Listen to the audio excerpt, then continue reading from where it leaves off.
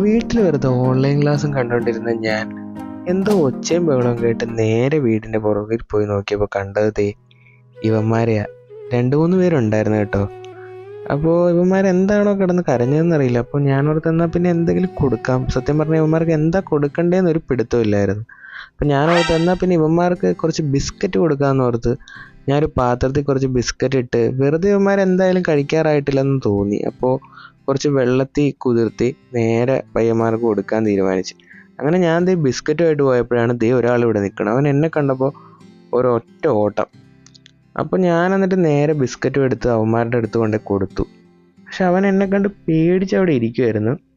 പക്ഷേ എന്താ സംഭവിച്ചതെന്നറിയില്ല. ഞാൻ കുറച്ച് കഴിഞ്ഞ് വന്ന് നോക്കിയപ്പോൾ ബിസ്ക്കറ്റും കണ്ടില്ല, അവിടെ ഇരുന്ന പാത്രവും കണ്ടില്ല, ഒന്നും കണ്ടില്ല.